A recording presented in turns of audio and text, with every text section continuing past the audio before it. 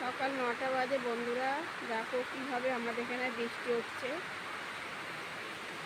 দেখেছো, প্রচুর বৃষ্টি হচ্ছে।